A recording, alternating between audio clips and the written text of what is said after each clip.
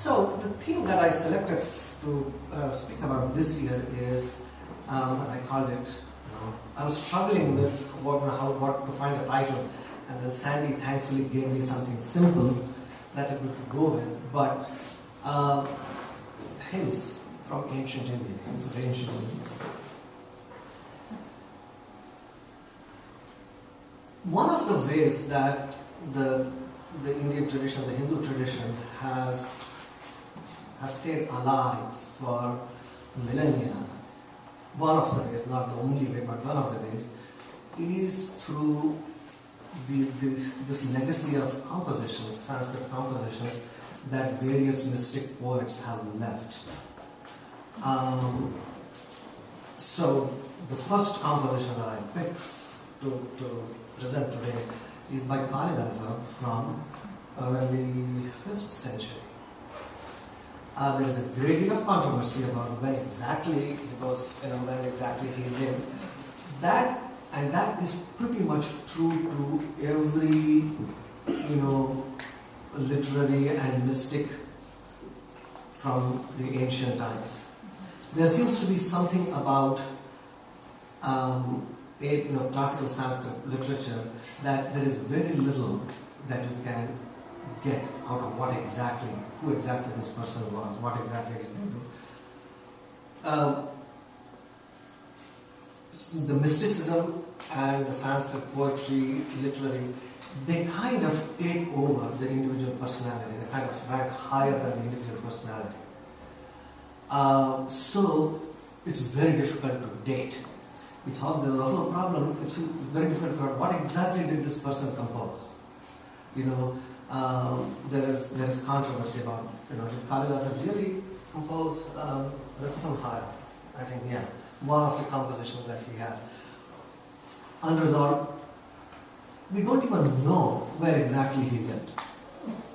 There are people who say no, he lived in Sri Lanka because one of the characters of one of the poems that he wrote was the king of Sri Lanka.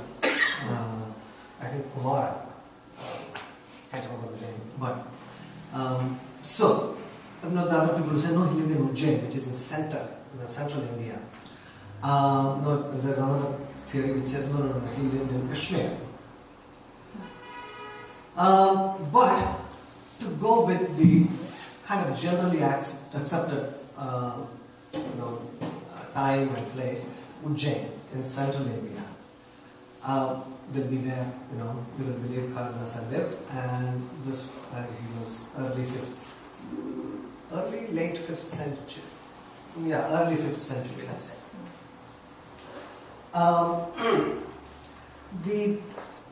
The other interesting, the fascinating part about Kalidasa is that there are many. Right? Kalidasa is regarded as the greatest Sanskrit drama. He wrote 3 major plays: Abhignana Shakuntalam, Malavikaranitram, and Vikramorvashiyam. Abhignana Shakuntalam stands out as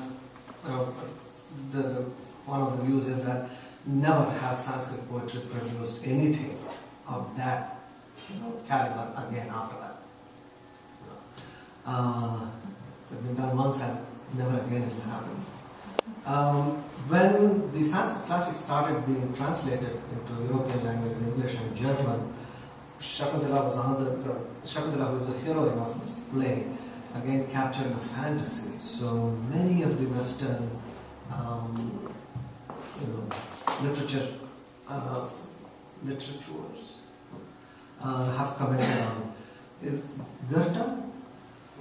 He was a very big fan of Kalidasa. Kalidasa is renowned for one more thing. It says that nobody can surpass the similes that Kalidasa could come up with.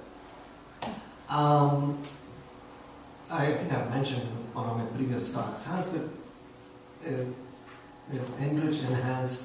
The real experience of Sanskrit is, from the use of the similes. You have to get the similes. So, Kalidasa, 3 plays, and he had 2 epic poems and then 3 minor poems, one of which is Meghaduta. When I said one of the fascinating, and I said, I think I gave you a whole list, but this is what actually I wanted to say, is Kalidasa belonged to the classical period where the compositions predominantly were philosophical, metaphysical, in nature. Kalidasa stands out. He does use characters from the epics, the Hindu epics, but there are some deities that come into it, but it's not a spiritual or a metaphysical composition per se. It's not.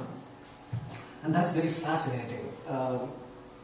And he addresses, issues about class. In his Meghadutam is a beautiful example of absolutely marvelous romantic poetry. So, Meghadutam, as the name itself says, the cloud is the messenger. So there is a yaksha. The yaksha is one of the demigods, between man and God, class of beings. He's separated from his lover.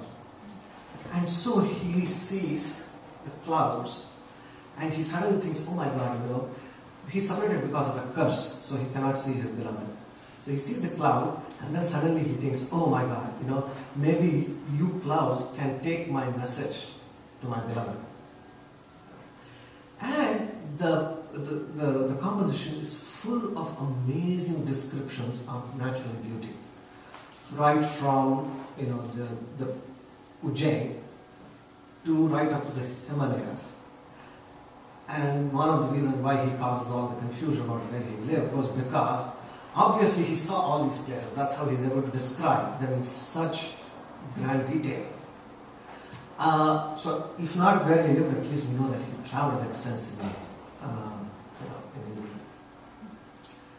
But coming to the composition that I'm presenting today. Now, Kalidasa, we're putting on a pedestal now. Amazing, brilliant, incomparable Sanskrit composer. But the story about Kalidasa is that he was an ignoramus or an idiot, whatever. The king of Ujjain had a daughter who was reputed to be very, very, very intelligent. So the king wanted to make sure that he finds a match to her intellectual prowess, when he's about to get married.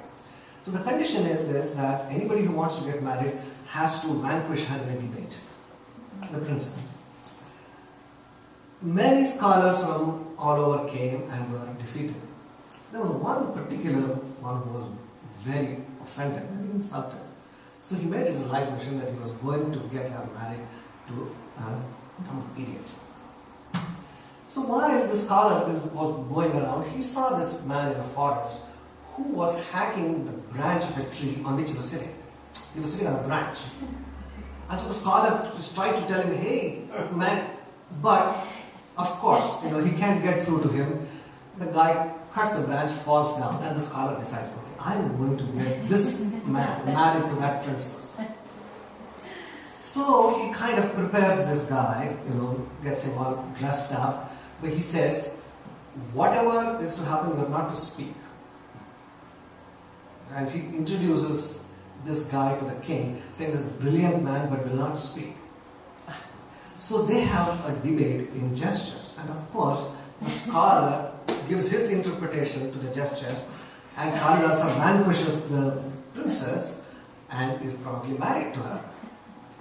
And it was then that the princess discovers that she married a guy. And so she kind of gets very upset, angry, and throws him out.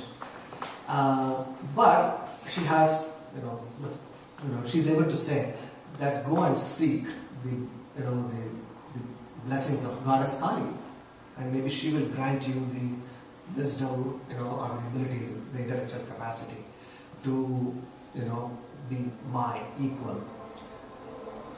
So the story is that he goes into a deserted Kali temple somewhere, in the forest, and prays very hard. Kali appears before him, and when Kali appears before him, he bursts forth, into this composition, which I'm going to say. It's called Shamala Dandakam. Shamala is dark.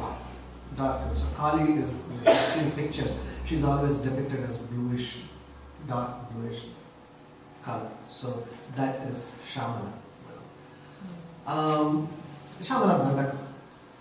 Dandakam is classified as a form of poetry, but it's kind of somewhere between prose and poetry. Dandakams have no punctuation. So it's just one free-flowing, presentation. Dandakam also has a characteristic that they have very, very, very long syllables. Very difficult to pronounce. Just as as an example, this will come up very soon when I start singing. There's one. This is more than 30 syllables, and it's one word. Shekhari Bhuta Sitam Surekha Mayukha Vali Baddha Susnigdha Nilalaka Shreni Shringarite. And it just describes the beauty of the goddess's hair. That's all. Nothing else. There are bigger ones. There are 30. I didn't count the half syllables. I just counted the full ones. So that's why I came to 30. There are more of that. I'm sure I made some pronunciation mistake there. It's very difficult. Sanskrit, you can break the words, but you have to know where to break. And then it's not just breaking and pronouncing the next syllable. When you break it, the pronunciation changes, because there are rules of how you can join the words. When you join two words, the first syllable of the second word can undergo transformation. So, I will sing only a few sections from the beginning and the end of the Dandakam. I don't know how to describe its length, but this is 4 pages. Just for you all to get. It's 4 full pages of composition.